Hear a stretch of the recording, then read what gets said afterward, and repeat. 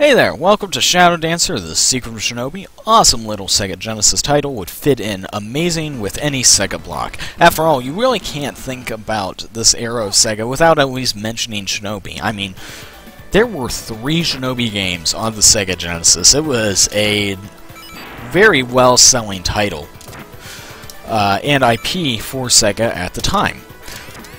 And so, just on that merit alone, it fits in. But even so, this game plays quite a bit differently than the other Shinobi games at the time that were on console. It plays more like the arcade games. What do I mean by that? Well, first, you'll note that I'm jumping between floors right here. That is a carryover from the arcade Shinobi games. So, not only that, but I have to rescue every hostage within a level to open up the end of the level. So, as you note, my routing isn't just a straight shot, okay, here's the end of the level, I'm going to go right and dodge and duck around enemies. I'm going to dodge and duck around enemies while switching between floors and picking up every hostage. So that makes routing a little interesting. This is our first boss fight, by the way. And there's also a third element that makes this game different than the other Shinobi games that were on console at the time. That is, again, a carryover from the arcade games, and that is that this is a one-hit kill game. So there's added pressure. I cannot get hit. Now, that does not mean that the game's not marathon safe. I've ran it in multiple small marathons over the years, and have proven that I can beat it consistently under a pretty low estimate. So, it's still a good game. I've done a lot of practice commentating in it, etc. So, again, though, we have the routing that is interesting because we have to deal with going all over the level in the most methodical way possible that decreases the amount of times we have to jump in between floors or background foreground while still collecting everything. But we also have different tips and tricks on how to get past enemies without having to quit moving forward. So, like that guy right there, I just did a jump kick and did it there again. So I jumped and then attacked him in the air. So that saves a little bit of time. I can't use that everywhere, just based on layout of levels and such, but I try to use that everywhere possible to get past enemies without having to slow down and attack them. Also, you saw there right at the end, I bonked off it of an enemy. So if an enemy is not attacking, I can actually still touch them without getting hit. So I just did it there again. And as a result, I can actually bounce forward off of them without having to slow down. So there's multiple ways that we get around this barrier of how do I get past enemies without getting hit, but still keep moving forward as quick as possible. So this is our second boss fight. Ooh, that is a bad spawn. There is a frame-perfect glitch involved in this boss that can beat him a little bit quicker, but it requires him to spawn in the correct position to really realistically get it, and he never spawned in a good spot for me to really even attempt it. But what it involves is launching the ninjutsu attack, which I did right there at the end. So you do have a ninjutsu attack that does 2 damage to bosses or kills all the enemies on screen. You can use it once per level. Obviously, it's a little bit of a slow animation, so you don't do it all the time. You just really want to use it on some bosses to get that 2 hits in quickly. But yeah, so if you hit that boss with a shuriken and throw the ninjutsu at the same time, then the boss will lose all 6 health. But it is frame perfect, and he needs to spawn in the right spot for it to even work anyway. So this is 3-1, and this level actually has 5 layers to it, 5 floors, you might say. So that makes it a little interesting. So I want to obviously get through and not have to ever stop. So I bounced off that guy to dodge his attack. during that little bounce animation, you're actually invincible for a few frames, so we use that. I also kick that guy just because he can be in a bad position, so kicking him is just a little bit of a safety measure right there.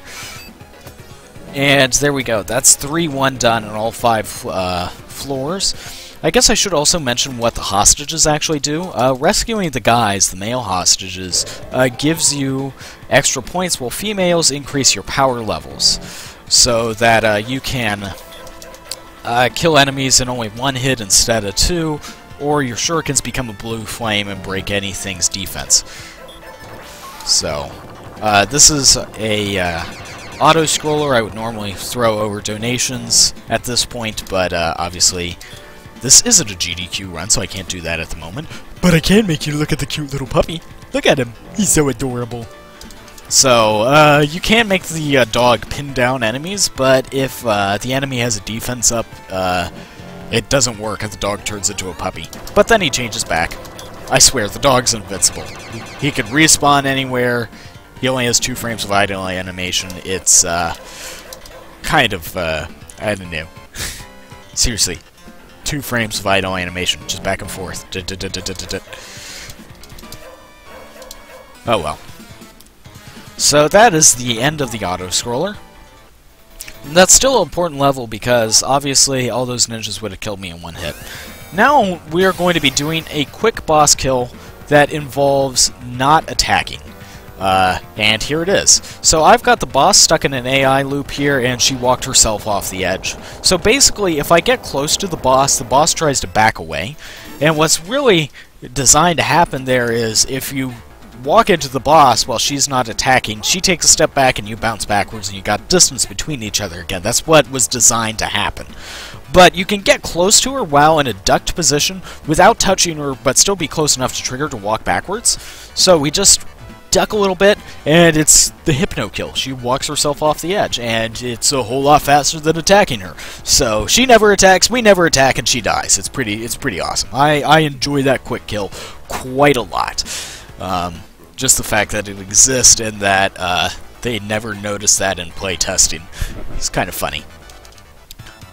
Now we're on to round 4 of 5, and round 4 is casually where the game really picks up the difficulty. But because 4-1 has a lot of enemies at us at once, while 4-2 is famous for really fitting the name of this round. So the name of this level is In the Darkness.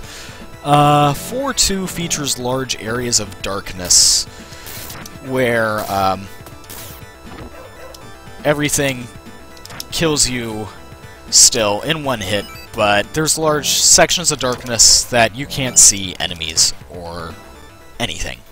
But it still kills you in 1 hit, so, you know, totally fair. I also can't see myself whenever I'm in black, and yes, there will be enemies hiding out in the black. Okay, this is not the way I wanted this to go. So I had to slow down there. Then my normal strats, just because I got tapped there. Not supposed to happen, but... So there's multiple enemies hiding up here. We got them all now, and we can go forward. But yeah, you can't see them or yourself in there, so... really knowing this well is important. So there's 3 here, one of them jumps over me, and I hit the other 2, and there we go. That's the end of that stage. So pretty technical, even just to beat that level casually. So here is our 4th boss. He is a jerk. He can fly around the stage entirely randomly, and it's entirely random where he will stop. And he's only vulnerable to be attacked whenever he stops moving. And so where he stops is entirely random, and I just kind of throw shurikens at where he's most likely to stop and hope that they hit him. So there we go, that was that boss. You can actually hit him twice per cycle, but it's frame perfect. So I always try to go for it, but it's annoying. Now, the 5th and final round, which will be followed by the final boss. Round 5 actually has 5 stages to it. And they're a bit different than the stages you've just seen. Because the stages we've been playing through have obviously been a little bit open-ended. There's been foregrounds and backgrounds, or different floors you can jump between. These levels get rid of that. There is no jumping in and around. And also the short levels are actually shorter in length, so there's less space to walk in between. So even though there's 5 of them, they're still really short. And I still have to rescue hostages in them, etc. And even the last one introduces a new enemy type, but each one is themed around a certain enemy. So this room is guys that shoot, themed around them. Okay, dog. I pinned that one, and there we go.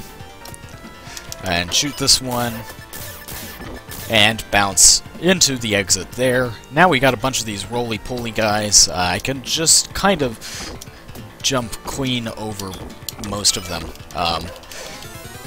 That didn't go right, obviously. I just kept getting bounced. Okay, fine. Okay. Oh, well. Stuff happens. Oh, no, not this again. Okay. I'm going to pause a second and do this a little bit safer. I don't know why it's... Okay. There we go. Hey, there we go. And there we go. Okay, fine.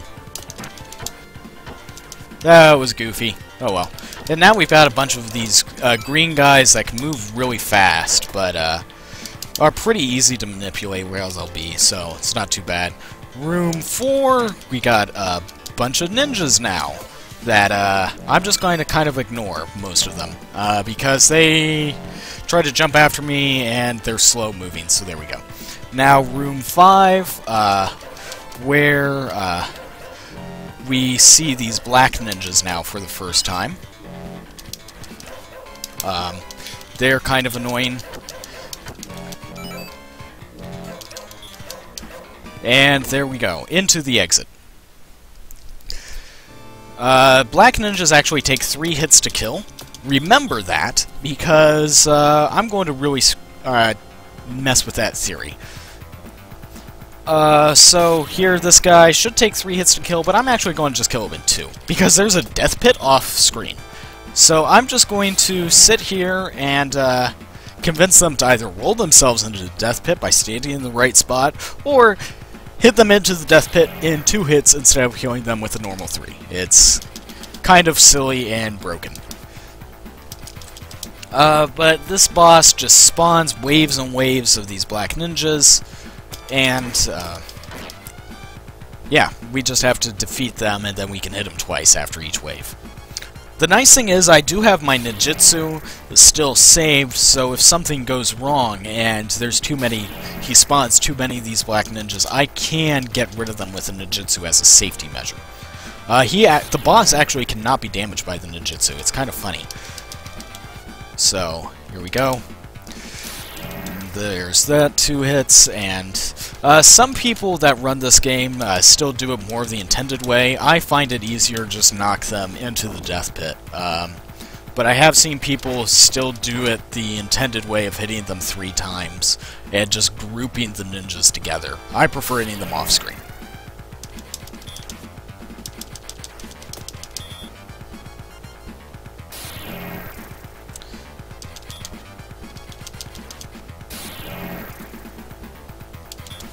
And here we go. And these are the final 2.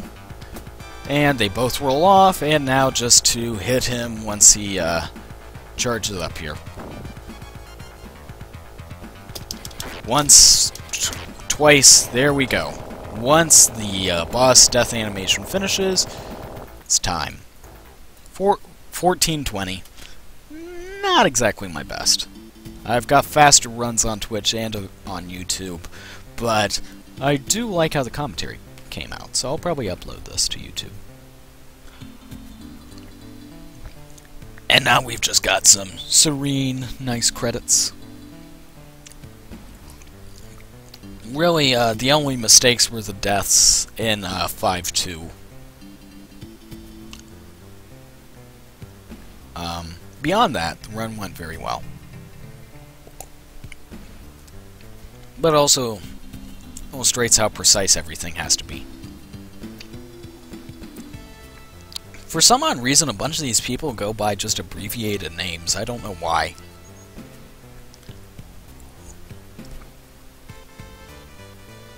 Like Mew.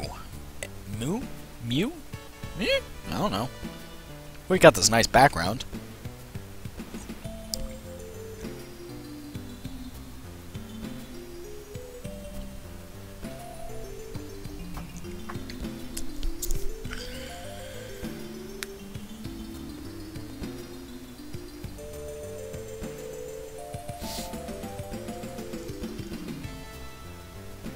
Do do do do do do do do.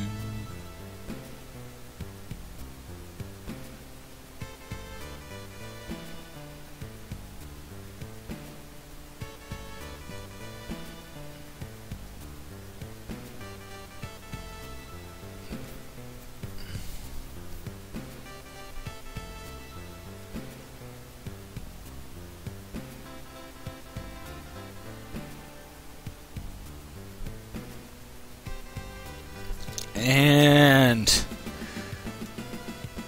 the reveal. Interesting pixel art to say for sure, but to be continued. But not in this video.